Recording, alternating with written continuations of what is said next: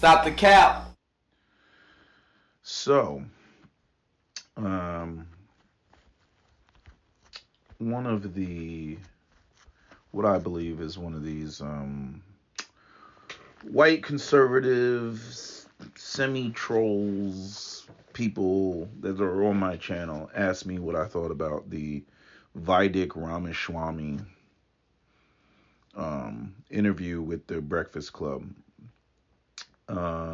which I didn't realize that he had because I was like, what is he talking about? I remember when he had that engagement with Don Lemon, but I didn't know that they had this new interview. And I watched the interview. I see black conservatives making videos talking about, and Vivek Ramaswamy, he won the debate and all this other stuff. I believe he carried himself well. I believe that he's going to get a lot of votes. I believe that um, he might be the most viable candidate up there, but he has a couple things that are flaws. You know what I'm saying, for the Republican nomination. He might, big fat might get the Republican nomination if he were more known. And the more interviews he does, the more he's going to be known. But I also think that there's some flaws and unoriginality to, his positions. The first thing, you know, let's talk about his background. I mean, the guy is kicking ass. I mean, 37 years old, net worth of $630 million. I'm like, how the hell do you even do that? But anyway, went to Harvard, then went to Yale Law School. Apparently, he made his money on Wall Street doing what I don't know, but that's the whole reason why these Asian kids want to go to Harvard and Yale because they want to, the degrees speak for itself. It's the networks that you get when you went to Harvard and Yale. It's a whole insulated, circle of elites.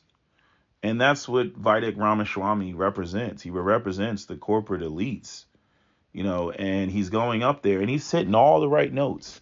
He's hitting all the right conservative, talking points. And they are just that. They're talking points. They're talking points from like Ben Shapiro, talking points from Candace Owens. They're unoriginal points. But they're the type of stuff that makes white conservatives jerk off and masturbate. Right? White conservatives that are making $40,000 a year identifying with somebody with a net worth of $630 million. Right? And it's kind of low key wrapped in anti-blackness, right? Because it goes back to that whole, what's his name, the Lee Atwater guy. Was it Henry Lee Atwater? What was his name? I know Lee Atwater. The guy that talked about the busing and you can't say nigger nigger and all this other stuff, right? That guy, right? And this country is just people are consumed with ideology and rhetoric and not looking at situations for what it is. Oh, I'm an outside guy. I'm an outsider. How are you an outsider? Just because he's Indian? You know what I mean? Like Donald Trump. What's Donald Trump's net worth? Like, right, in the billions, right? Like all these politicians, billions of dollars. Nancy Pelosi. What's Nancy Pelosi's net worth, right? These are people like Nancy Pelosi, net worth, right? Because I think like her husband got paper too, 130 million. So Ramaswamy's got more money than Nancy Pelosi, right? The politics is the natural progression of what you want to get into when you've won the game of going beyond trying to just survive like 99% of Americans are. You go into politics because you want power, you want influence, right? That's the next game. Why do you think those people that got in that submarine, because it was full of millionaires, because you got to be a millionaire to get in the damn thing, right? Why do you think they wanted to go down there and see the Titanic? Right? They want to do all the stuff because they've already achieved everything. It's like I'm watching one of these interviews with Andrew Tate where he was talking about, like once you get past a certain threshold of money, right? When your basic needs are met, you're trying to get out of poverty, you want to buy your mom a house, you want to do all this stuff and take care of the people that you love. But once you get past that point, right?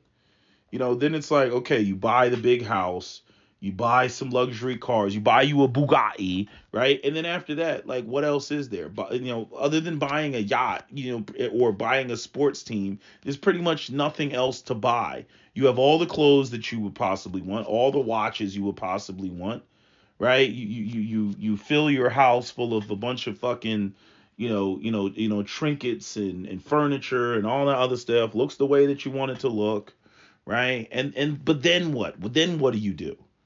Right? So people who have already achieved this level, what they want is they want, like immortality. Like they want their name, to go off and be the one.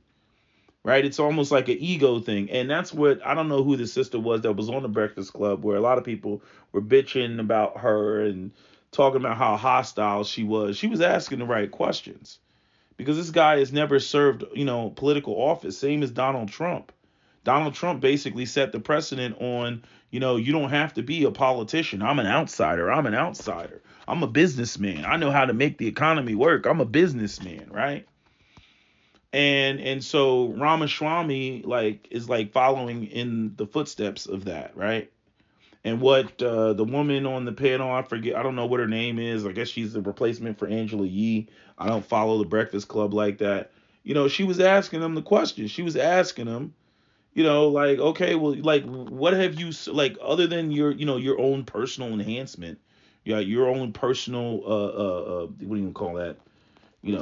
Accumulating wealth, right? Like what have you done where you've served political office? Right? She had an issue with the idea that this guy is coming in and, oh, I want to be president, but you've skipped over like city council, being mayor, being a senator, being a congressperson, right? Like these are like the conventional channels of being president of the United States. I've worked hard, I've done this, I passed these bills, I fought for gun rights, or I fought for gun control, like whatever side of the spectrum it is. And he's just kind of like, look at me, I'm awesome, and he's a smooth talker, and he's talking all the talking points. But I'm gonna tell you what, if I, in my opinion, what's going to be a death blow for him, it is right now. And this is the whole, thing that, they were getting at on the Breakfast Club, where it's like, yo, bro, you're an immigrant. What I mean? African Americans have been here, and this is the frustration African Americans have with these first generation, second generation, immigrants, and that, act like they're gonna let me explain you something about your history in this country, right? Talking about affirmative action and the stain, of affirmative action, or the taint of affirmative action, literally quoting Clarence Thomas, right?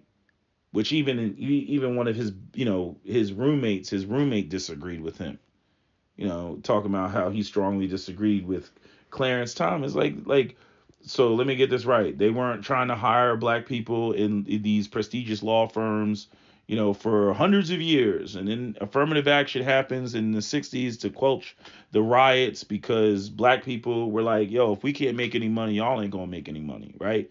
Tearing down the system, burning shit up and everything. Like, white people, they couldn't function because black people were burning down all the major cities in America. So they decided that they had to, incorporate black people into the workforce through affirmative action. We need more black people in education, get them in positions of power, get them in positions of, having black mayors and stuff like that. Even though we've already talked about getting the keys to a sinking ship, like they did with Mayor Young, in Detroit, when the auto industry was leaving Detroit. And it's like, oh, here's the keys after 1970, which we already know was when the whole deindustrialization kicked off. But I'm saying that, that was like what the boomers did, but where they fucked up, as it pertains to the black youth is, that they closed that door. That's what that whole thing with Clarence Thomas and the end of affirmative action, they closed that door. Again, the classic, I got's mine mentality, that the boomers have. Yeah, they got theirs, and now your kids don't have anything. Oh, go to school, get an education, and then we got to go out there and beg other groups for economic opportunities.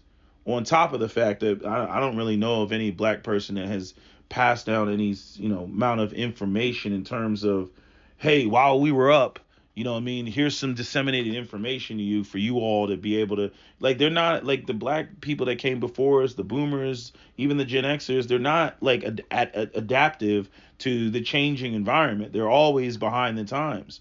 And so, now we're in this situation. But anyway, I'm saying, speaking to, Ramaswamy and the taint of affirmative action, and it's not helping, African Americans, and it helps minority. First off, let me just say this about affirmative action. Um, you're never going to know whether you got in or didn't get in on the basis of affirmative action. You're never going to know that. Again, some of these more liberal schools, they're going to do what they want to do. They're going to find other ways to get people in if they want to. I just think that smacking down the concept of it rolls into smacking down other things as it pertains to black people getting what black people were due. Again, everybody wants to continuously have this conversation as though Black American history starts in 1985, and again, white supremacy loves to use immigrants like Indians and whatnot, people who didn't have their language, culture, identity, and everything else stripped from them. And when they come here, again, they're not dealing with historical traumas or anything. They're not dealing with self-hatred to the degree that African Americans are dealing with that.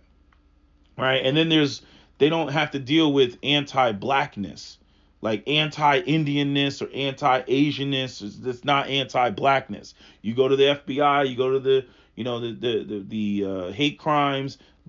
Anti-blackness is at the top of hate crimes. It's not Jewish. It's not Sikhism, anti-Muslim. No, anti-black is at the top of that bitch. So to sit there and try to act like, well, we're a minority too. No, you don't have the history in this country of being a minority like African Americans, and all the policies that were put in place against African Americans, specifically against African Americans. But again, I'm getting off topic. I'm just spitting out the history lesson because people want to pretend like they don't get it.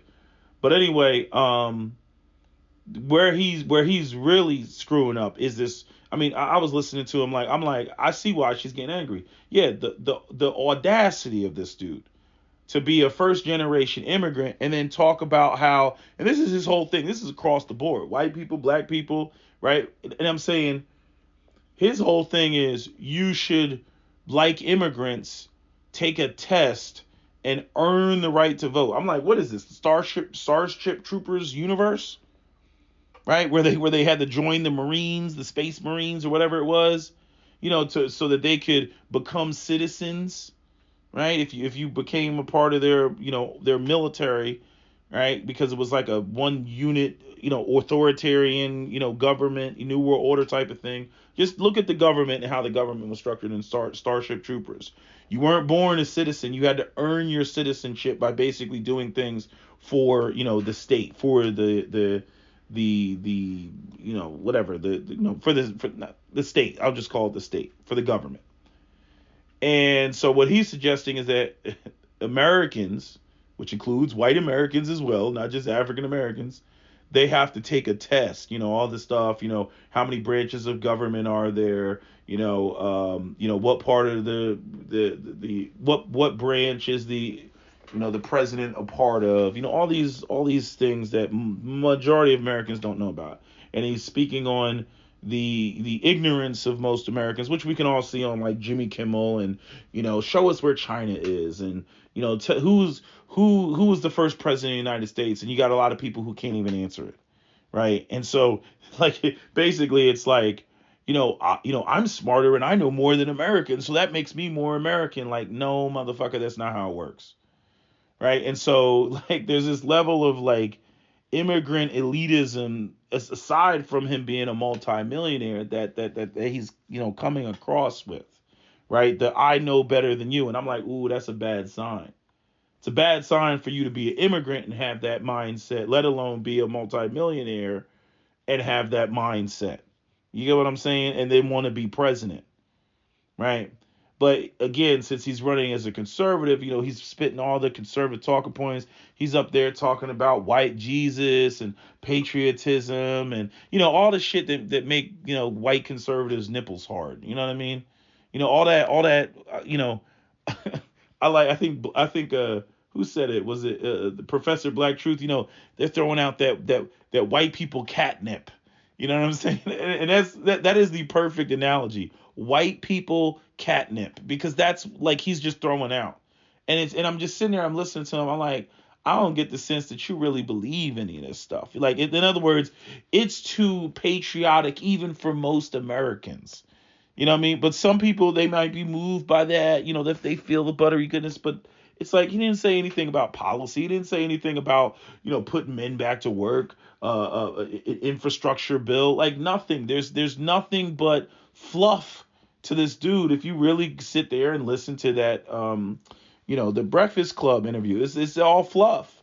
It's all conservative talking point, personal responsibility and American and true patriots and Jesus and you gotta believe in something and you gotta take pride in things and you gotta have a value system. Again, all this intangible bullshit. Bullshit. And unfortunately, most white people are going to eat it up.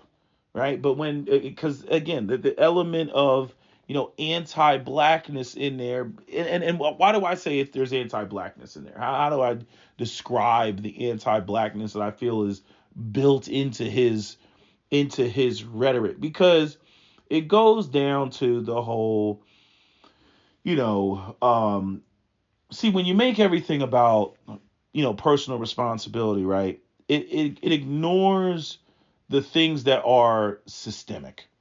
It ignores the things that were put in place, right? Like black people didn't just slip and fall into redlining. Redlining was done, and that's the whole thing about even when he talked about America and America's ideals and basically America's not God, so therefore America is not perfect, and America is always trying to live up to its ideals, right? Doesn't matter if it ever meets its ideals, right? It's the same thing that like corporations tell their employees, right? Like they hold that dangling carrot, those small increments, of pay, oh, you're making 13 cents more than you were last year. You should be happy, right? We're moving forward. It's progress, right? Right. And in saying things like, the black people in the 1960s, they would want to be where America is, today. And they would think that, that's massive amounts of progress. Again, black people have essentially integrated mostly socially, but not economically. And again, you can go back and you can look at some of the later speeches of Martin Luther King right before he was assassinated. And that's what he was talking about. He was talking about the money.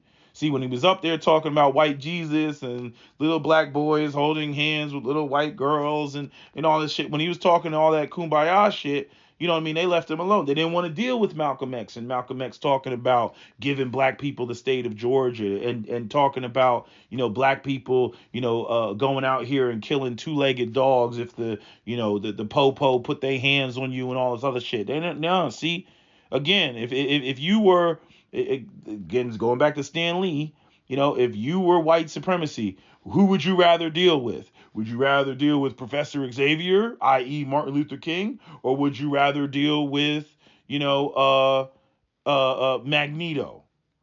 Malcolm, that being Malcolm X? Who would you rather deal with?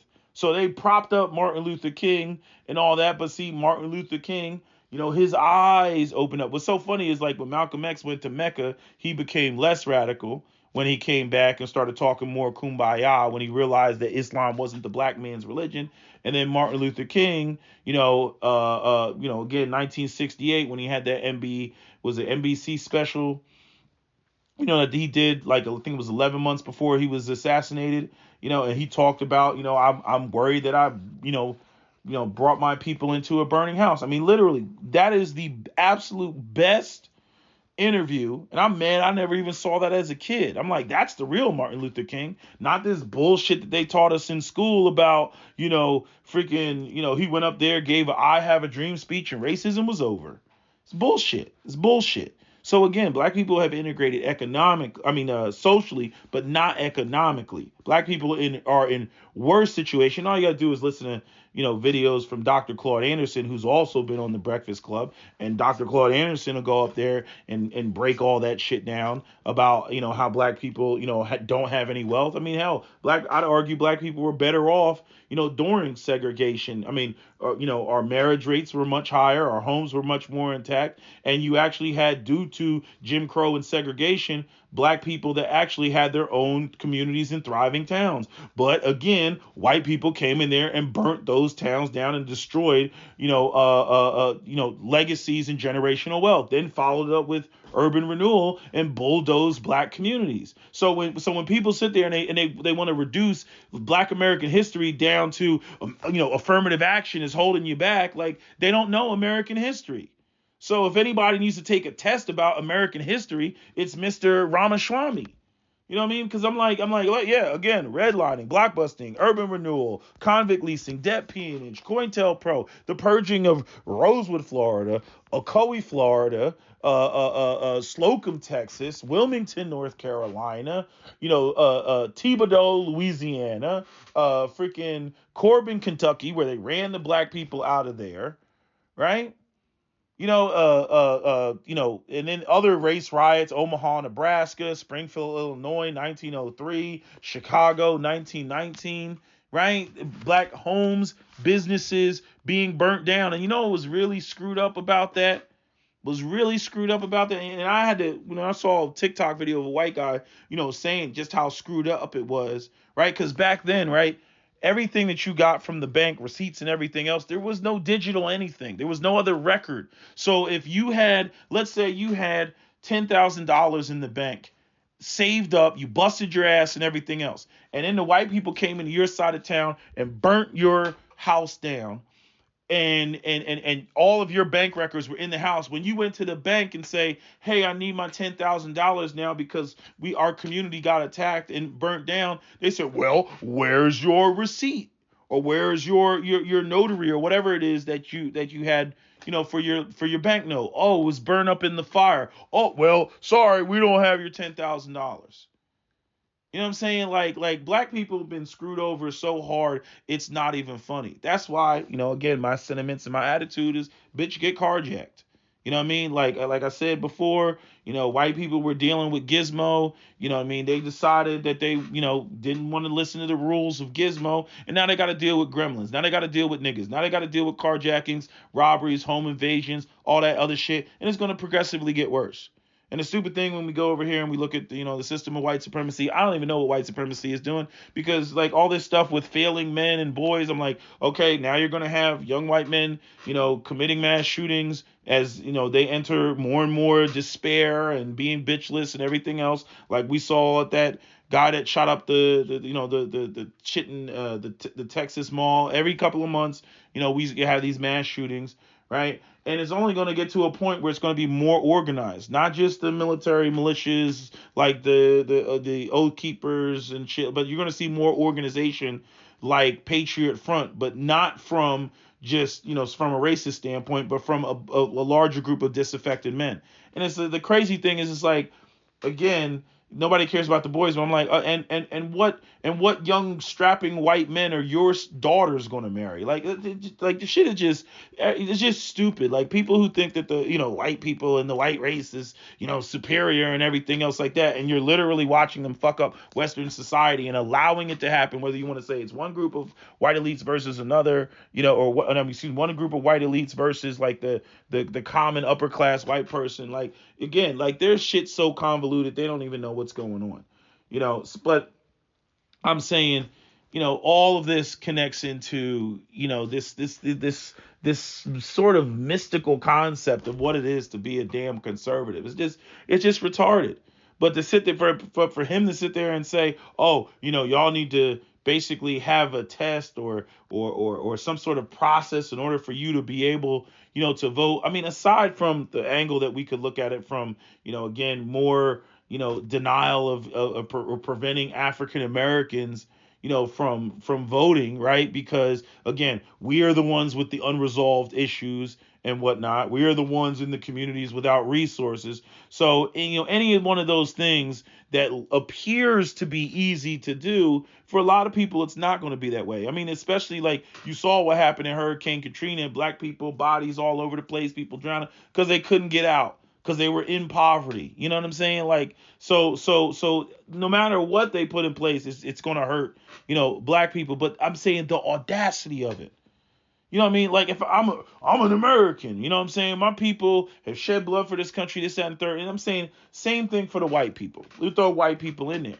I'm saying if a white person wants to sit there and say, it's my American right not to vote.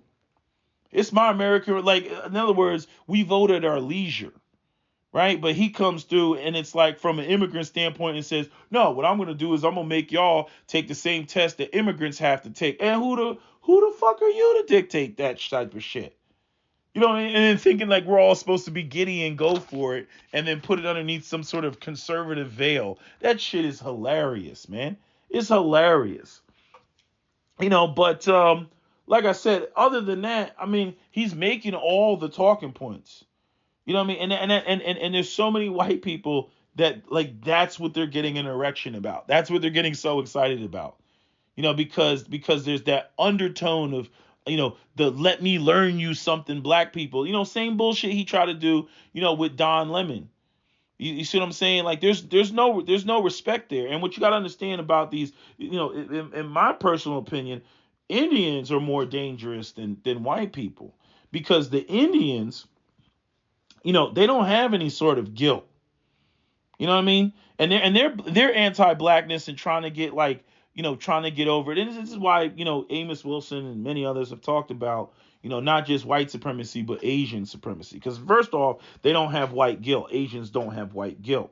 And the other thing, the reason that they're dangerous is the fact that, they are used by white people as a tool to basically be this, this minority and like, oh, see, we're not racist. See, we look, Asians are successful and Indians are successful and they're minorities, right? Completely ignoring the context of what black people's history was in this country as we were brought here as chattel labor. You see what I'm saying? That like there was no position of respect for us, from where we started, and there still isn't, right? But they're only used to the point that that they can be used, as Asian Americans. But again, they're still out here trying to get that pat on the head, from white society. They're still trying to get that stamp of approval and trying to get whatever butter biscuits that they can get. And if that means throwing us underneath the bus, they're going to do it. You know what I mean? So when it comes to the East Asians, when it comes to the Indians, when it comes to the Arabs, when it comes to the Latinos, black people need to keep them at arm's length and stop with all this, black and brown coalition, because there ain't no black and brown coalition. We've been saying that. And then, it's not until the Asians take away affirmative action that y'all, with your Johnny come lately selves only begin to start to get it. So, I mean, just stupid with these ultra, liberal left-wing black people that always want to form coalitions with everybody else, only for those people to bite the hand, you know what I mean? That brings them, to the stage and gives them the microphone. I'm like, why are you giving them the microphone? They're not going to advocate for you. They're going to try to go and get whatever they can get from White Zaddy. And everybody does it. I would just watch the video from Phil Scott. Had this white woman talking about Irish people and how Irish people, if you look at how the English felt about the Irish and the Irish potato famine and, how, their population hasn't even recovered from the Irish potato famine, since, it happened. And then how they came to America, and many of them became basically honorary overseers by becoming police officers and then shitting on black people. And that's how they got their white card. Everybody who comes into America is trying to get their white card. That's why American politics are basically put in the context of white people and black people, and then other minority groups come through and then they play for Team W, right? And they try to get whatever butter biscuits they can get from Team W, because again, there's only two primary groups that America actually owes, or the system of white supremacy actually owes: Native Americans and African Americans. That's it. Those are the only ones that got something coming to them. And not only that, they're the only minority groups that cannot be, kicked out of the country.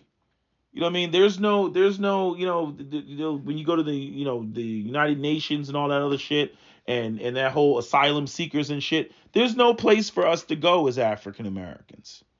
Okay, we were brought here as chattel labor. Other groups, Apu pisses them off, Videk or whatever, pisses them off. You know what I mean? Like, you can go, you can get the hell on, right? Why am I saying his name right? Not Videk. Is it Videk? Let me see. Yeah, Vivek. Yeah. So they start pissing somebody off, and it's like, y'all, you can get the fuck out of here. You know what I mean? Even though, yes, he was born here. I know he was born in Ohio, but his parents, they could be like, okay, you can get the hell out of here. Can't do that with African Americans. African Americans have been here as long as white folks. I'm not here to get into the Native American conversations about, no, actually, black people were the original. No, I'm not even here to get into that type of stuff, the Hotep conversations. I'm just saying, we've been here as long as white people have been here, because we were brought here as chattel labor, from West Africa. And, again, you got all these other groups that come here voluntarily. And not only that, when other groups come here voluntarily, they tend to be, of the upper classes of the groups that come here. America doesn't just let any old body in. They do have a lottery system. I'm not saying that, that every single person is balling out of control, but they do tend to be the most educated and the most well-to-do from the respective nations that they come through from, other than, if they come as asylum seekers. You see, but I mean, it just, the way that African Americans being ignored, like I said, everybody else before us, Syrian refugees before us, Mexicans before us. You see this shit, housing crisis, affordable housing. I mean, they got this affordable housing. They had a brother right there on TikTok or whatever. He was talking about right in New York. They were supposed to, over by the railroad tracks, they were supposed to build some big giant low income housing thing there. And again, the liberal NIMBYs, and I can't even say just the liberals, but New York is a liberal city. But the NIMBYs, the not in my backyard people, they, yeah, we support, liberal beliefs, and we believe in equality and fairness and justice, and we believe in helping the poor and all this other stuff. Oh, we're gonna build low income housing. Oh, not in my backyard, not next to me. Fuck that shit. I'm making my property values go down. Hell no. You know what I mean? So it's just bullshit. Black people need a third party. The stuff that he's talking, this whole, and it's amazing how they think that shit is like so appealing to black people. Like it's so condescending. This sort of oh, you black people, y'all, it's I'm not a victim. You guys shouldn't think of yourselves as victims either. It's so fucking condescending. Black people are the victims because we are the enemies of the system of white supremacy. Always have been. Always have been. We're not victims. Black people actually are victims. I mean, do I need to show you that picture of the freaking slave with the scars on his back? Do I need to show you the pictures of burnt down Tulsa, Oklahoma? You know what I'm saying? Do I need to show you the pictures of lynched bodies? Do I need to show you pictures of the Ku Klux Klan marching on Washington, D.C.? You know what I'm saying? Like, all these black people, I'm not a victim. You're not black. You're not black. And then we get all these coon-ass black people that they don't like being black. They have self-hatred and inferiority complex. And again, they're out there looking for butter biscuits from white people, looking to be patted on the head. Oh, massa, I'm not like them other Negroes. Them niggas. You know what I'm saying? Like it's just disgusting. It's disgusting. You know, and this is the world that we live in, you know. But you know, I mean just you know, there's the best plan that we have seen is what Ice Cube presented. And apparently they're talking about how he's being blackballed and whatnot, and nobody's fooling with him now. And yeah, that's the racism, that's the power, when people can shut you out because they don't like what you said. You see, because he's not playing the game that they want him to play. And I don't know why people don't understand like how power moves and whatnot. Like you see the shit with the UPS, you see the shit with the Actors Guild, you know what I mean? Like or the whole actors striking and whatnot, and they're making like kick ass points. You know what I mean? It's like you go and you pay somebody $100 to write a song, then you take that song, you put it on stream, and then you're making revenue every time that song is played. And that person that wrote the song only got $100, and they're not getting anything. You know what I mean? And here you got the streaming companies on they don't want to open up their books. You know what I mean? Or it's same with the movies. Oh, you streaming the movie and everything. They're like, look, we need benefits. We need residuals. These are the things that they're looking for. And it's like when it comes to the economics, it's like everybody is supposed to recognize everybody else's economic plight except for African Americans. When African Americans, just absolutely crushed economically, just absolutely crushed, and the little bit of wealth that we had through personal responsibility and building up our own communities. Up here comes jealous white people burning the motherfucker down. Up here comes white people. Oh, we need highways. We need infrastructure. 1955 Highway Commission Act. Oh, let's run highways right through the center of black business districts, like they did in Raleigh, North Carolina, like they did in Tampa with I-4, like they did in Detroit with I-357. Or excuse me, 375. I-375. And if you look at I-375, like there's no purpose to it. It's such a short highway. It's pathetic, but ran it right through the center of the black community. And again, anytime you hear somebody shooting down the idea of affirmative action, completely ignoring the history of why that was in place, you already know what time it's going to be when it comes to actually discussing reparations in any form. You already know what time it's going to be. Okay? These immigrants are the ops to black people, and black people need to recognize that. Stop with all this black and brown coalition acting like, oh, we's minorities too. No, the fuck they're not. They're not on your team. Okay? They over there trying to get butter biscuits from Massa. Y'all need to recognize that shit. But like I said, DeSantis is just DeSantis is like an idiot to me. It's amazing how this, but he went to Yale too. You know what I mean? He's just like when you hear, if you hear him talk and you hear Vivek talk in debate, Vivek will crush him.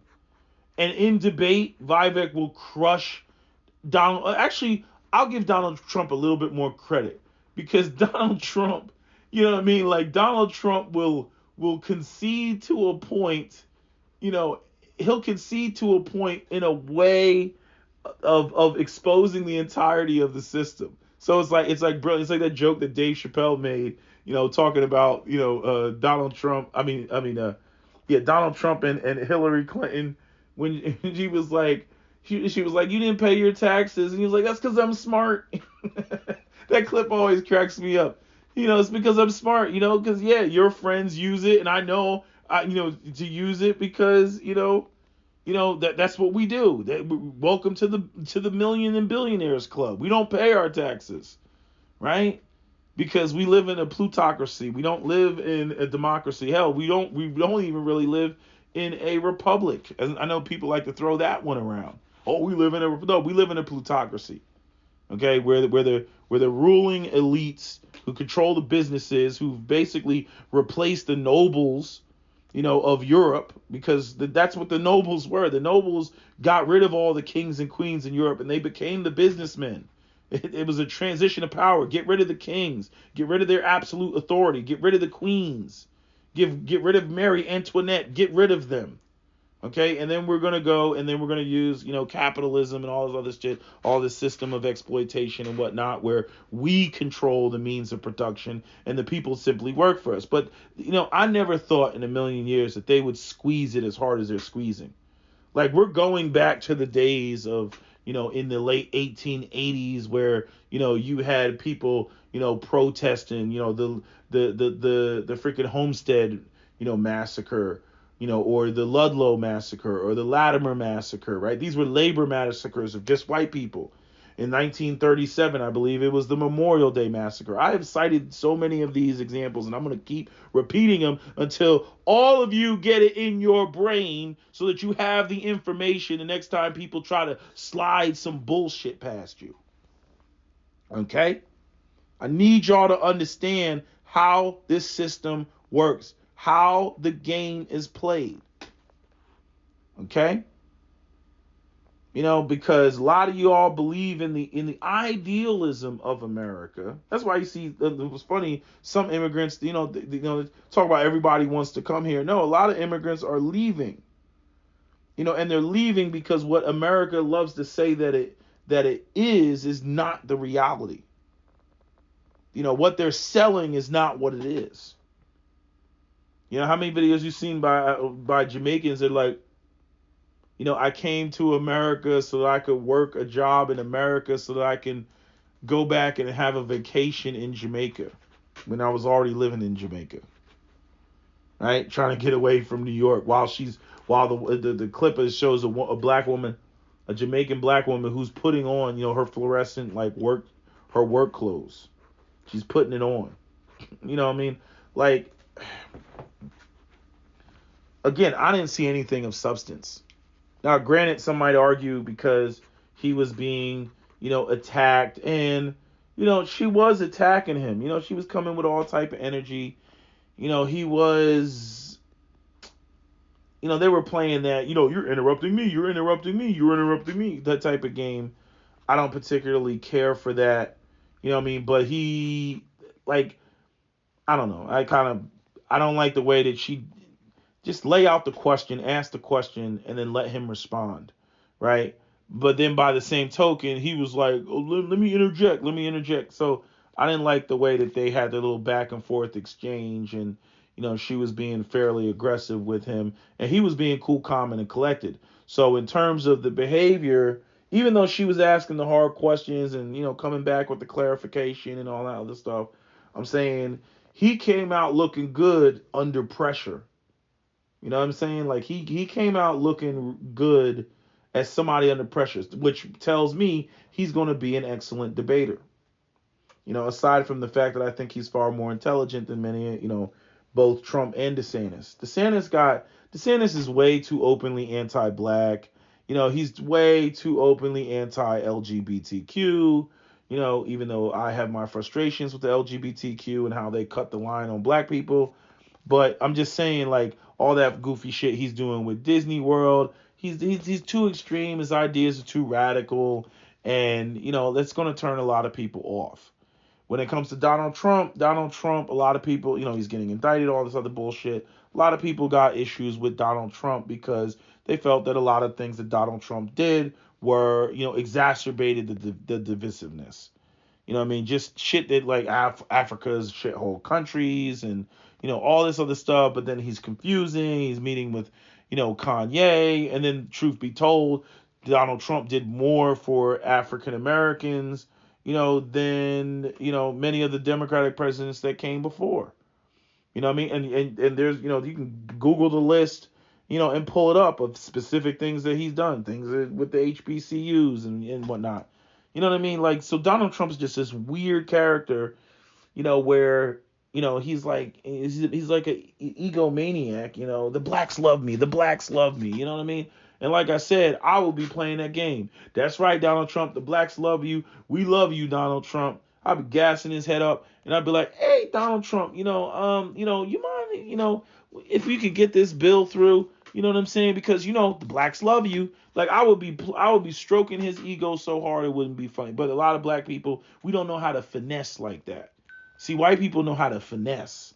You know what I'm saying? They'll go out here and they'll co-sign. They don't care nothing about black people. They will go out here and they will co-sign a conservative and Candace Owens for president. I mean, they will. I mean, that is literally what they will do. They will do that. They will co-sign. It's a means to an end. Black people, nah, they want you to get on your knees and profess your love to them before they co-sign, what you got to say. I mean, this is why Amazing Lucas, transitioned away. Because, I remember I'm not saying it came from me that I was the only person, influencing and saying and shit. But nah, I used to go over there and leave my comment. And I used to be like, yo, man, these people only co-sign you as far as they can freaking throw you.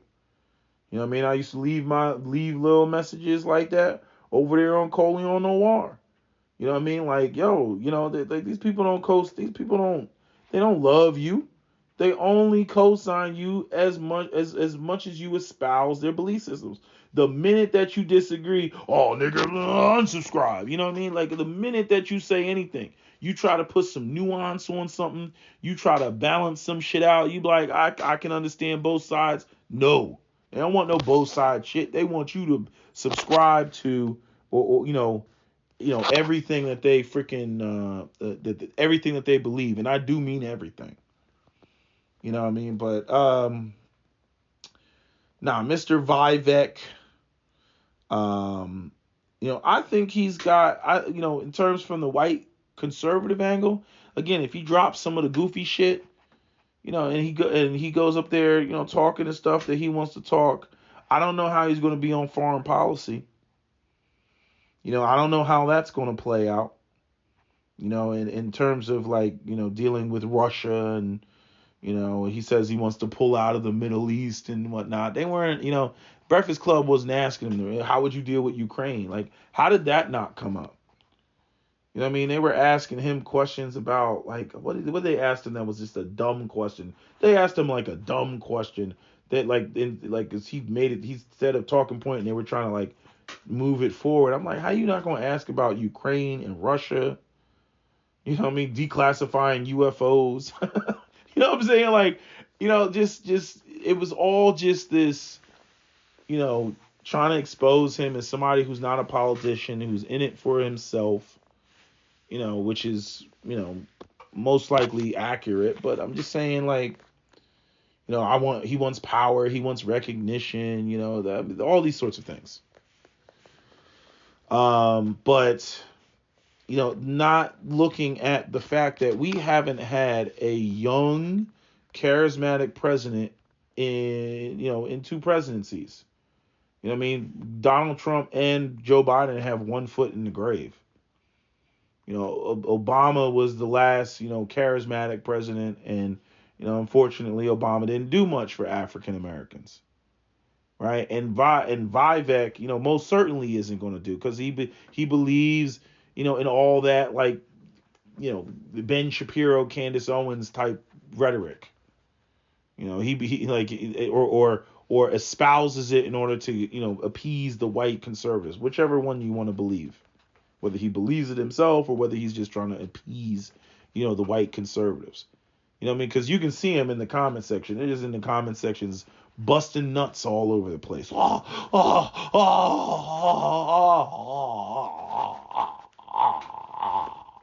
Like I mean, literally, just skeeting all over themselves. So, like I said, if he drops some of the, Americans, y'all need to take a test to vote. That's dumb. Ain't nobody gonna go for that. You know what I mean? It sounds all nice when, with the way he laid it out, but I'm like, please, think about it. put that up against the people who believe in constitutional carry, that they don't need to get a carry permit or any sort of permit from the government, a permission slip to exercise their God-given Second Amendment rights. That's another thing that they didn't ask him about. How do you feel about the Second Amendment? You know what I mean? Like, I mean, there's a whole bunch of stuff that just didn't get asked. You know, it's just trying to prove that, you know, you never ran for office, so you shouldn't run for president. Well, Donald Trump shattered that. So let's move on to like what his actual policies are. And in my opinion, the Breakfast Club failed to do that. And then, you know, Charlemagne the God, he just went in too hard with the, you know, and black people, black people, you know, he just went in just hard. I understand, you know, it's a limited amount of time, you know, and talking about white supremacy and all that stuff, you know, and, you know, Vivek, you know, he didn't take the bait on that. He wasn't really trying to talk about white supremacy. I don't think white supremacy came out of his mouth once, even in repeating the word white supremacy. No. He's no dummy. He's no dummy. He's sharp.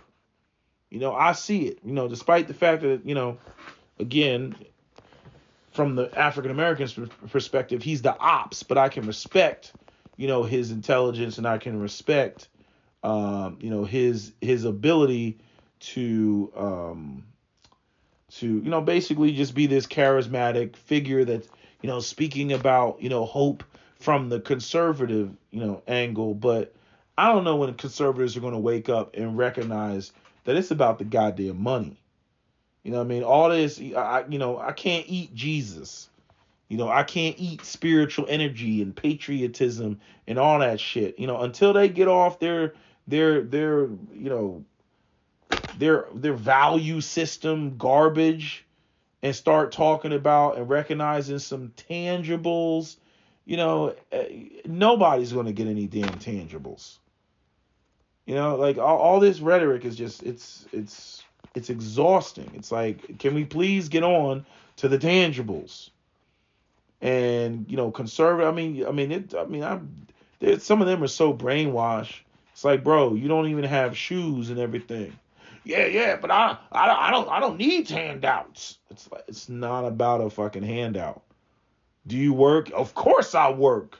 How much are you being paid? Well, I'm making $11.25 an hour. Okay, and how many kids do you have? Oh, I have 3 children's.